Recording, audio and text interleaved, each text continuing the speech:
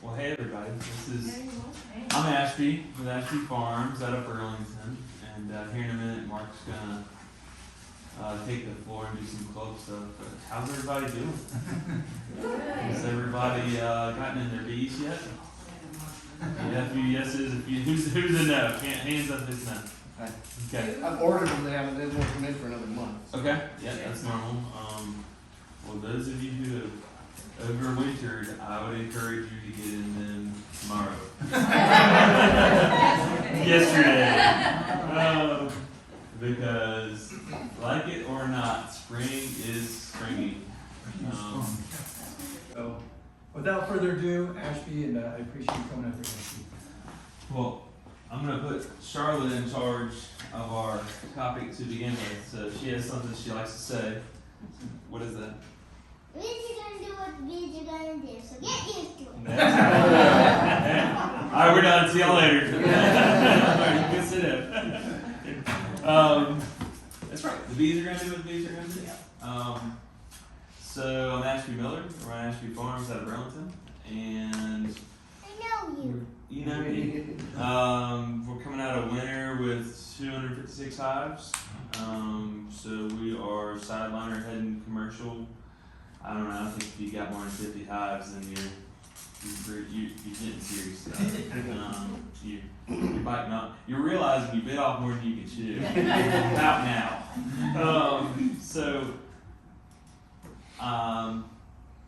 There's a lot of topics in beekeeping, hot topics right now in beekeeping. Feeding bees and treating for mites. So if it's okay with you guys, I'm gonna ask some questions first to get a feel for the crowd, and that's gonna direct. So I'm shooting from the hip, but I also, in my mind, I've got what I want to say. So, how many people here treat for varroa mites? And do we have any treatment-free beekeepers? Okay, and everybody knows that is possible, especially on a small scale. So you don't have to go the chemical route. I'm YouTube certified. I did not do bee school, and that's a divisive. I mean, it's a real device. It's a hot topic. I'm all for treating for mites as long as you're doing it in a way that is good for the bees and is good for the people you're serving honey to. It's flat out. So end user in mind. And then the next question that's a hot topic is feeding bees sugar or sucrose or even fructose. So who here feeds? And is anybody against feeding? So the hot topic. Okay, that's fine. The hot topic there is that feeding sucrose sugar makes bees lazy. There's a lot of scientific tests that could be run, and there's whole research projects behind this. But at the end of the day, so I feed a lot, and straight sucrose is basic carbohydrates. It's easy on their guts. We can use it to manipulate the hive in a lot of ways. The negative is it has no vitamins, no minerals, nothing good that the bees would normally make. So for us, we're fortunate, and you guys are here too in this area, that we get a fall flow of goldenrod. To me, the two best pollens of the year is red maple and goldenrod. That's your beginning and your end. It kind of stinks that we really don't have like solid right there in the middle, but it's just my opinion. So we let them keep all the fall goldenrod pollen and honey, and we slap the sugar to them in the form of a 2-to-1 syrup. It's according to the size of the hive. Oh, and I have one more question. So let's talk about hive count. How many people here have more than 5 hives? Okay, more than 10 hives? Do we have any more than 25? Yeah, you guys y'all are there. I mean, you're doing it. Like that's a lot of work. When you hit 25 hives, like your spouse is not going to be happy. So fortunately, Corey, she can't be here tonight. She's in nursing school. We're getting married next month, but I came with the bees. So she says, I fell in love with bees 10 years ago, and I was like, you want to get into bees? And she's like, I'd love to get bees, right? It's like a first date kind of thing. So, like the second time we were in bees, I think we went through like 56 hives, because that's an average afternoon for me. And I stole her thunder. she's never had that magical moment, like, I found my queen today, right? Like every new beekeeper, because we don't have time for that. Like, do they? Yes, ma'am. Actually, this one time when we were looking for queen, the queen kept landing on my head and my hands. That's right. We had a queen last year that landed on Charlotte's head at 2 different times in the same day in the same year. Same queen. She was just flighting and she kept going back to Charlotte's head, and on her veil. So, anyways, I snagged a wonderful future wife who is all about the bees and understands our mission and what our goals are. So I tell people we run a business. All of my decisions are emotionless. They're simply business. I don't attach myself to any one hive. I follow Ian Steckler's model from the fact of we don't replace our queens every year. I take my losses in the fall. We don't wait for winter losses. If a hive isn't cutting it, time to get them. Because, and I'm going to get into genetics in the first part of my talk, queen castles in the second part, and general equipment in the third. And genetics are real important here. We're on a mission with my business to build world-changing bees. And I can go as deep down the rabbit hole as you want to get.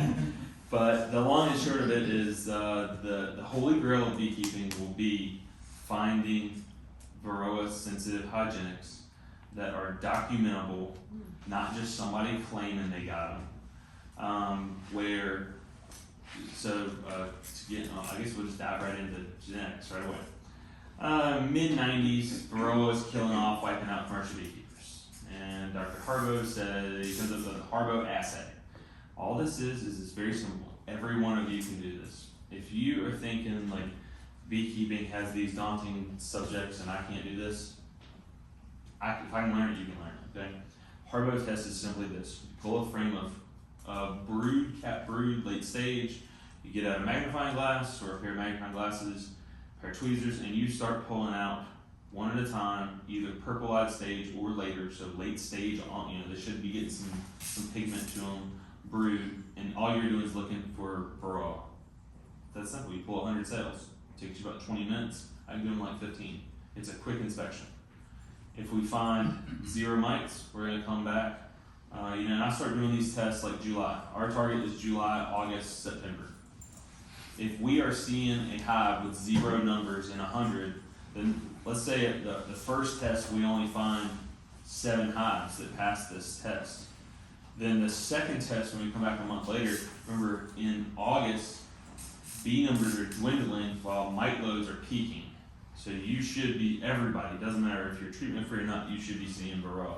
So what's the holy grail here? The bees that take care of the hygienics themselves, that they're pulling out, they're smelling the Varroa, they know something's wrong, they're pulling out the larva along with the Varroa and they're getting them out of the hive.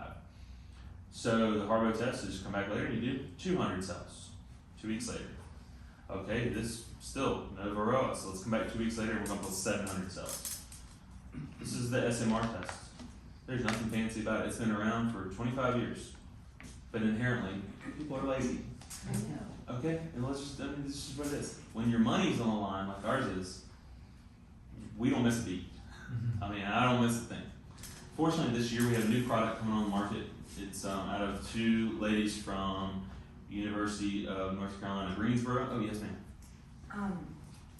Sorry, you gotta be real It's elementary for me. So what do you do? So what? So you're What do you find? You're looking for those hives that in that sample of 100 brood still have a 0 mite count. And as long as you keep coming back, and so the first sample is 100, the second sample is 200, the third sample to get 700 brood is like 3 frames of brood. Yeah. If you're still hitting 0 marks all the time, those are Varroa sensitive bees. They are hygienically clean, they suspect something's wrong, and they're pulling them out. And now we have our breeder queen for next year, as long as she makes it through the winter. All this work later, and they like to die, as you know, they colonies die. So, for instance, we had a 15% loss. We went into winter with 307, we came out 256, we lost 51 hives, and that's standard. 15% loss, it's just fine, I'm happy with that. So this year, the new thing is going to be, it's through a company called Optera, two ladies out of UNCG, and they have a new assay test, and it's a stress hormone that you spray on the brood, and instead of, like with a conventional freeze assay, which is simply using liquid nitrogen to freeze the cells, you put those cells, or this cat brood back in the hive, you come back 24 hours later, we pull it out, we see how many of the bees pulled out, how hygienic are they? Well, they might be hygienic hives, but are they varroa sensitive hygienic? The two have nothing to do with each other. We don't have a test besides that Harbo test to look for varroa sensitive hygienics. So it's a new thing on the market. It's a stress hormone. They got the patent. It's Kara Wagner and Phoebe Snyder and company's Optera. Dr. Wagner came here to speak to us last year. Okay, and this is brilliant. But long and short is we can spray this on a frame of brood, come back 2 hours later, and we'll see how hygienic they are specific to the varroa smell. What you're doing is you're tricking the hive to think, is there a varroa smell beneath this cappings of the larva? And did the hive pull them out in a 2 hour time period? This is quick, I mean, right, this is big scale. But if we can identify that, now we know who our breeder queen is. So, with that, I'm gonna, again, I'm gonna try to make this 45 minutes, but don't let me go long, because I like to talk. I love talking bees. Okay, love talking bees. Dad, Yes, ma'am. I'm watching the timing. Okay, you are. Well, I know that's a little bit long, but okay. So we're gonna talk about 3 things that make great queens, okay? And one of those would be your breeder, okay? And so your breeder, we graft. Grafting is not hard, it's not difficult. Bob Benny, in my opinion, has the best video. I had to watch it 9 times to understand. It's 39 minutes long, okay? But it's cake. Give it a try. Like, it's not that hard. Bob Benny, if you're not watching Bob Benny on YouTube, you are at an educational disadvantage. Period. He's really good. He's like a 40-year-old, very paced, he's like the grandpa we all wish we had, you know, and he's just a know-it-all. You wait till later, okay? So, step 1 in making good queens is good genetics from the mom. Question is, what about the other half? Not all of us, including me, can afford or do instrumental insemination. So we open breed. So our next thing let me back up. Our next thing that we need for good queens is that larva, first 5 days, to be fed royal jelly really well. The best way to do that with making good queens is, in my opinion, hives that are about to swarm. This is something you can do. You have to be in the hives regularly so they don't swarm on you, okay? But you go in, you find that hive that's ready to swarm, you create the artificial swarm, which is simply steal the queen, some food and a brood in the same yard, move the location 4 feet or more away.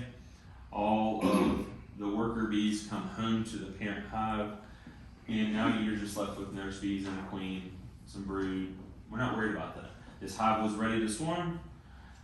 Now they're over here. The beauty of a swarm is, in order for that queen to start getting skinny, she quit laying about a week ago.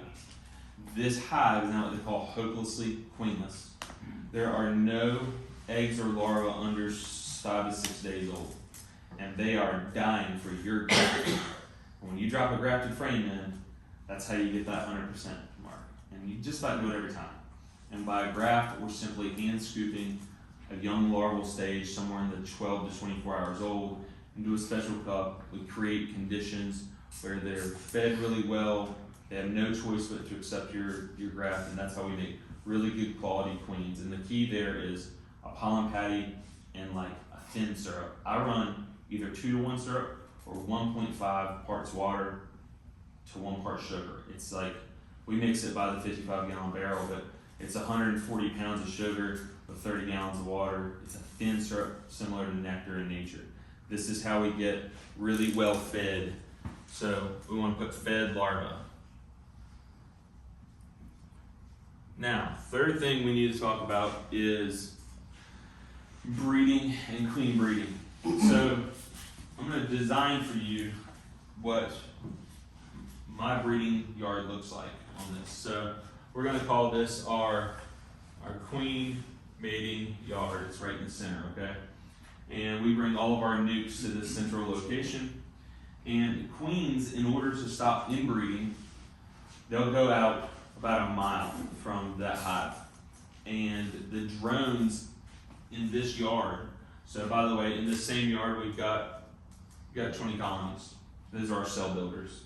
They're also full-size colonies. They're making honey, but we keep them busy just by giving them some other tasks.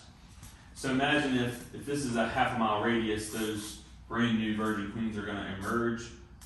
So we're going to build the cells. We're going to put them in our nukes that are our splits. They're going to go out in all directions, and they're going to find drones, and they're going to mate with drones. And traditionally, it's been said that a well-mated queen is at least 10 drones. Dr. Tarky at NC State, and I watched this, I can't confirm, I'm simply going off of a video, but Bob Benny did an interview with Keith Delaplane at the University of Georgia Bee Lab, who quoted that Dr. Tarky at NC State documented a mated queen last year that had 71 different drone species of semen in her post-flight. Apparently it's a world record. I imagine in nature that happens every day, but the documentation is there. I'm a nerd. I love research papers. I love talking to people. I love going on. I gotta find like this paper because I hadn't even heard about this yet, but like I love this kind of stuff. It's not for everybody. But imagine this: if our virgins are flying out past this zone, and they get out here and they can't find any drones to mate with, all your effort is for a poorly mated queen. The same argument, I just did a YouTube video on this, the same argument could be made for making splits right now or the next 2 weeks. So if you're going to consider the first week of May as peak drone population, right now is 10% of that. Every day that goes by gets exponentially closer to that 100%. Let's just say that one hive at any given time produces 250 drones. If you have 10 hives, that's 2,500 drones in the air.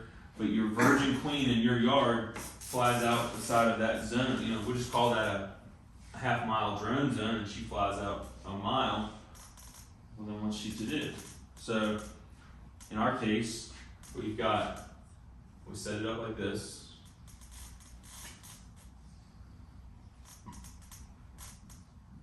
We got 20 hives in a pentagon shape. So, for instance, we got 20 hives in every yard, a mile out.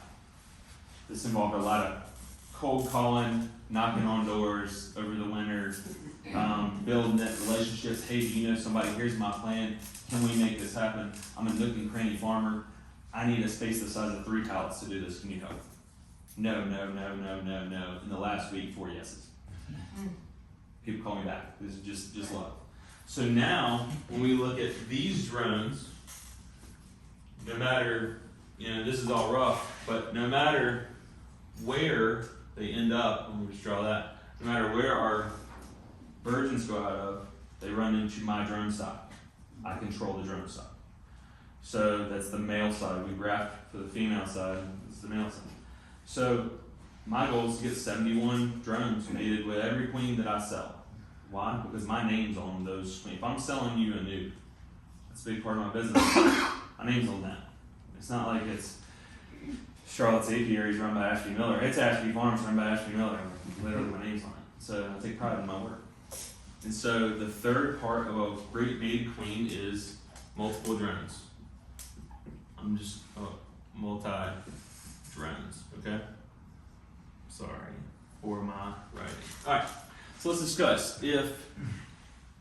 Let's say we've got a multiple drone area, you're near a commercial beekeeper, you fed your larva and built it right, but whoever, or you could be the person, whoever did the breeder didn't care. You missed one of the 3 steps. What do we end up with? We see this a lot in early, alright, I don't want to put other beekeepers down, but we see this in early packages constantly in North Carolina. They come out of South Georgia, Florida, and it's the market demanding these queen breeders be earlier and earlier and earlier and earlier, and that's awful. My stock for my bees this year, our expansion up, we're going to 800 hives this year. I'm not keeping a single queen before May 1st because I'm on a business plan where we're looking 3 years out on a breeding program, so we can afford to wait until May. I would encourage most of you to think about your breeding for next year, this year. So that's a big part of my talk. Let's say we get the breeder right or the larva right, but we don't have the drones. We get a poorly mated queen. If we get the breeder right and we get the drones right, but they don't feed the larva, it's an awful queen. You don't want that. She's not gonna lay. It's all that effort wasted for her. You have to have all three. And that's somewhere that got missed.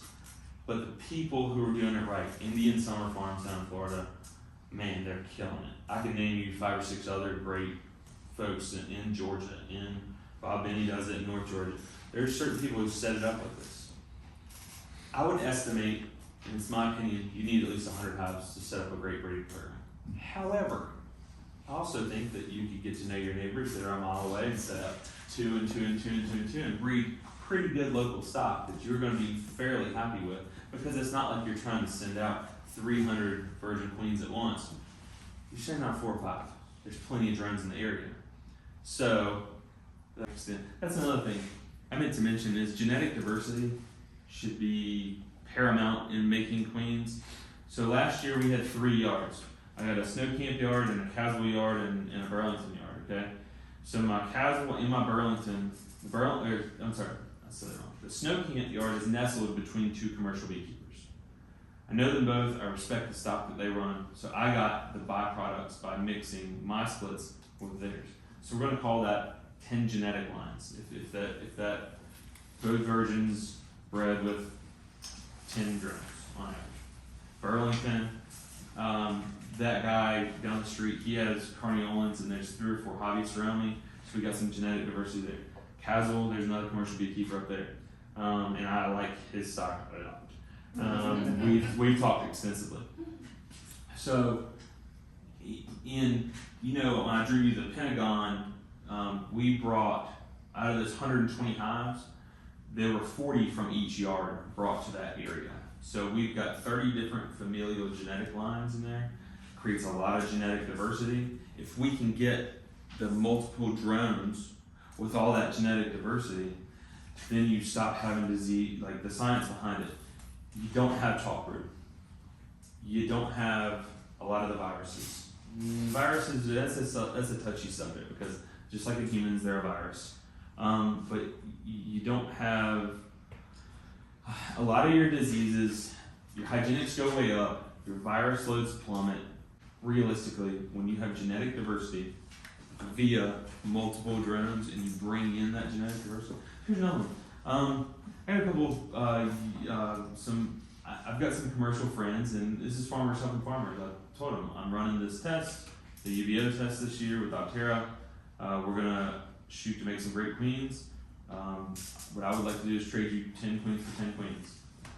It's fair. You put 2 of those queens in each of the 5 yards. I can watch how his bees do. Then those drones go out in the air. Next year we'll run the test on those bees. I want far and away lines. I've talked about this with an Iredell County, a Caswell County, a Durham County, and a Stanley County beekeepers. We're going to swap two queens. I'm going to give them 2 that make my grade.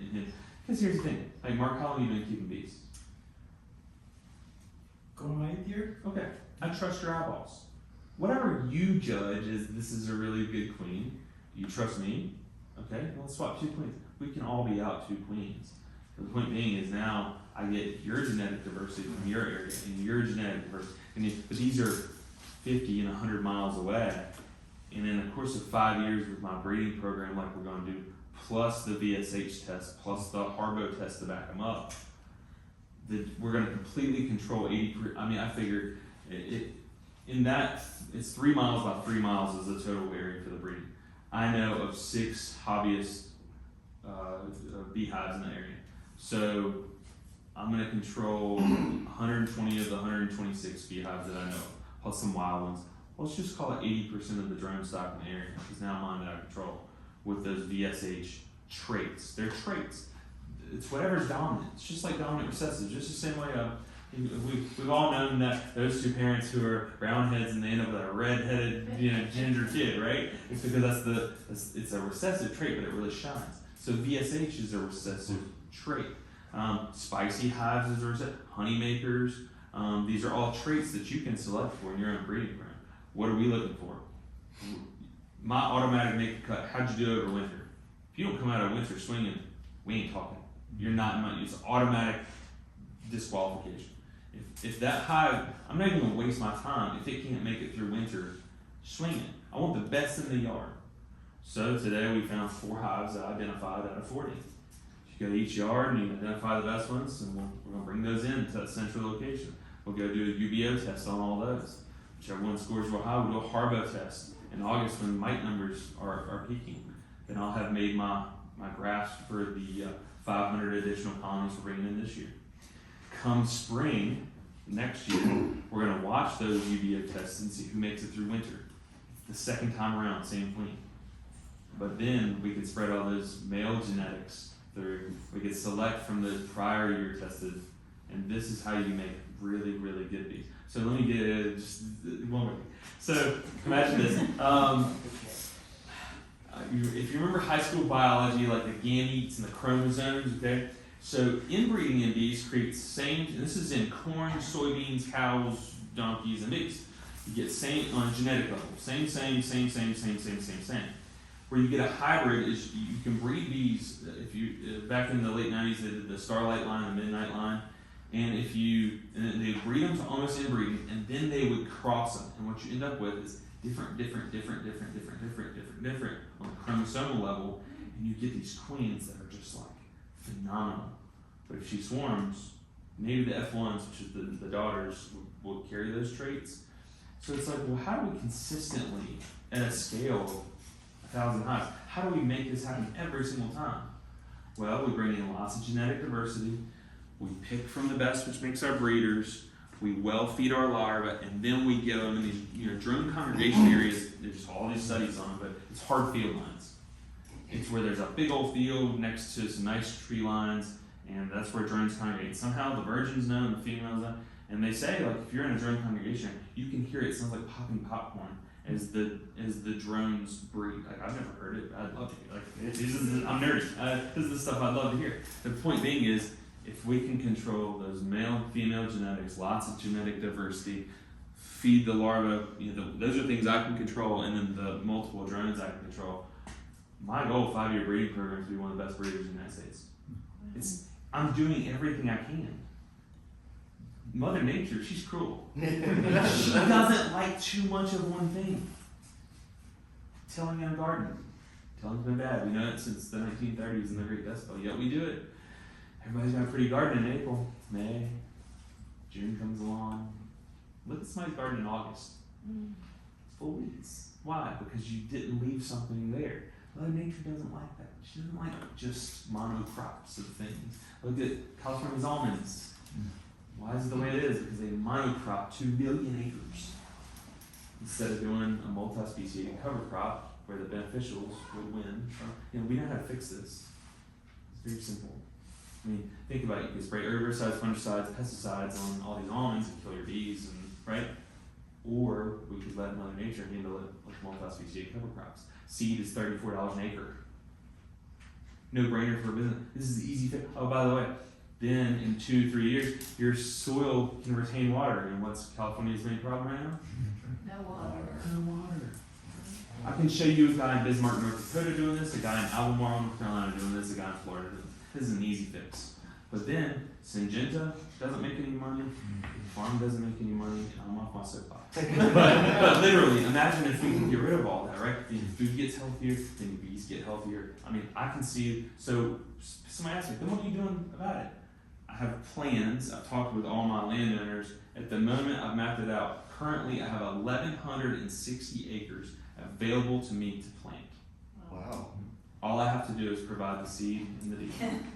So Ashby needs a big write-off in spring of 2024. It's my immediate plan. Why? Can you imagine how much honey we can make on a multi-speciated cover crop like a hairy vetch clover, winter pea rye mix. I mean, and a little buckwheat put in there. Like, multiple blooms right after another.